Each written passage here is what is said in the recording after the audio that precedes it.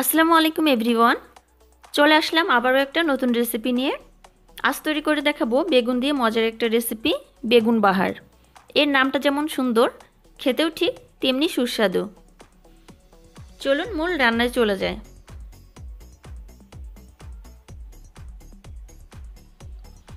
বেগুন বাহার তৈরি করার জন্য আমি এখানে বড় সাইজের একটা বেগুন নিয়েছি। বেগুনটা বটাসহ নিতে হবে। আর বেগুনের ওজন আছে 400 গ্রামের মতো। তবে এই রান্নাটা কালো বেগুন এমনকি ছোট বেগুন দিয়েও করা যাবে। একটা নাইফ দিয়ে সাইডের এই বাড়তি অংশগুলো কেটে ফেলে দিচ্ছি।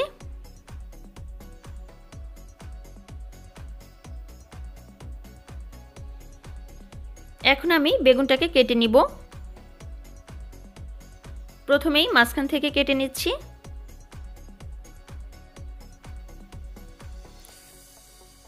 এরপর আধা ইঞ্চি ফাঁকা রেখে রেখে কেটে নিতে হবে। আর কাটাটা কিন্তু বটা পর্যন্ত গিয়ে থামিয়ে দিতে হবে। খেয়াল রাখতে হবে কোনো অংশ যেন বটা থেকে খুলে না যায়।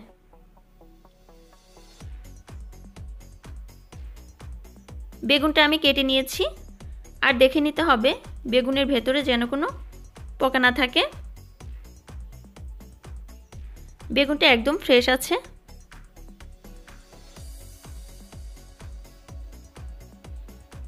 কিছুটা লবণ নিয়ে বেগুনের সাথে মাখিয়ে নিচ্ছি। বেগুনের ভেতর পর্যন্ত লবণটা ভালোভাবে মাখিয়ে নিতে হবে।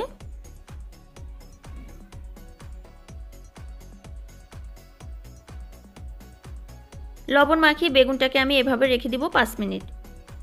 5 মিনিট পর দেখুন বেগুন থেকে পানি বের হয়েছে আর বেগুনটাও অনেকটা সফট হয়ে গিয়েছে। এভাবে চেপে চেপে যতটা সম্ভব আমি পানিটা ফেলে দিচ্ছি।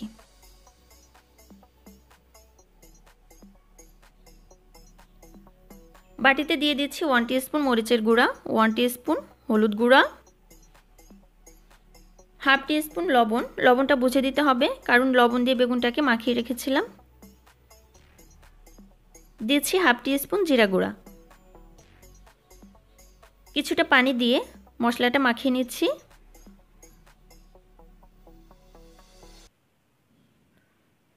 এখন বেগুনের গায়ে মশলাটা খুব ভালোভাবে মাখিয়ে নিতে হবে।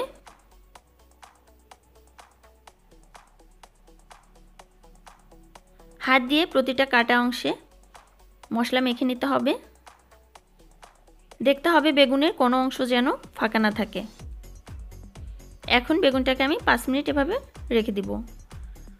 বেগুনটা ভাজার জন্য একটা প্যানে তেল দিয়ে দিলাম হাফ কাপের মতো। তেলটা একটু গরম হলে বেগুনটা দিয়ে দিলাম। চুলার আঁচ মিডিয়ামের থেকে কম রেখে বেগুনটা ভেজে নিতে হবে। তবে একটা সাইড বেশিক্ষণ ভাজা যাবে না।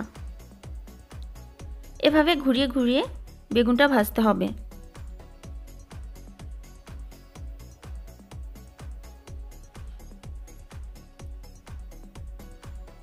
স্প্যাচুলা দিয়ে কাটা অংশগুলো একটু ছাড়িয়ে নিতে হবে। এতে করে তেলটা ভেতর পর্যন্ত ঢুকবে আর বেগুনটা সুন্দরভাবে কুক হবে। চুলার আঁচ বাড়ানো যাবে না। এভাবে করে ভেজেই বেগুনটাকে পুরোপুরি সেদ্ধ করে নিতে হবে। বেশ কিছুক্ষণ উল্টে পাল্টে ভাজার পর বেগুনটা এখন পুরোপুরি কুক হয়ে গিয়েছে। এখন আমি বেগুনটাকে তেল থেকে তুলে নিচ্ছি।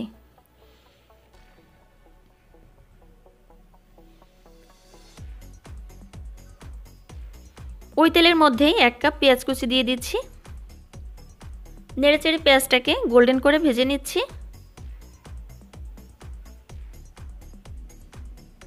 ভাজা হয়ে গেলে দিয়ে দিচ্ছি 1 টিস্পুন আদা বাটা, 1 টিস্পুন রসুন বাটা, 1 টিস্পুন হলুদ গুঁড়া, 1 টিস্পুন মরিচ গুঁড়া, 1 টিস্পুন জিরা গুঁড়া আর হাফ টিস্পুন ধনিয়া গুঁড়া। নেড়েচেড়ে সব মশলাগুলো ভেজে নিচ্ছি। ভাজা হয়ে গেলে আমি এখানে বড় সাইজের একটা টমেটো ছোট ছোট করে টুকরা করে নিয়েছি, সেটা দিয়ে দিচ্ছি। দিচ্ছি সামান্য লবণ। মশলাতে যতটুকু লবণ লাগবে ততটুকুই দিতে হবে কারণ বেগুনে অলরেডি 2 বার লবণ ব্যবহার করেছি। টমেটোর সাথে মশলাটা মিশিয়ে নিচ্ছি। এখন অ্যাড করে দিচ্ছি হাফ কাপের মতো পানি। পানি দিয়ে মশলাটাকে খুব ভালোভাবে কষিয়ে নিতে হবে। যেহেতু আগে থেকে বেগুনটা ভেজে নেওয়া, তাই বেগুন দেওয়ার পর কোনো পানি ব্যবহার করা যাবে না। পানি শুকিয়ে এসেছে আর তেলও উপরে ভেসে উঠেছে। এখন ভেজে রাখা বেগুনটা দিয়ে দিচ্ছি। 4টা কাঁচামরিচের পাশটা এভাবে চিড়ে নিয়েছি, দিয়ে দিচ্ছি।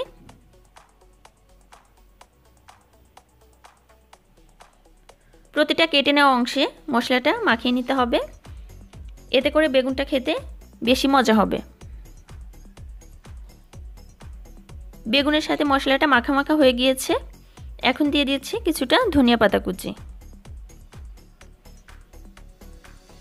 বটাটা ধরে আমি একবার একটু উল্টে পাল্টে দিচ্ছি।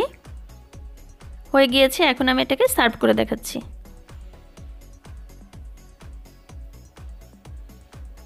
তৈরি হয়ে গেল খুবই মজার বেগুন বাহার। মাছ মাংসকে হার মানাবে আজকের এই রেসিপিটি। অল্প মশলা আর খুব সহজে এটি তৈরি করে নেওয়া যায়। আপনারা অবশ্যই এটা একবার ট্রাই করে দেখবেন। ভালো লাগলে লাইক, কমেন্ট, শেয়ার করবেন। চ্যানেলটি সাবস্ক্রাইব করে প্লিজ আমার সাথেই থাকবেন। সবাই ভালো থাকবেন। আল্লাহ হাফেজ।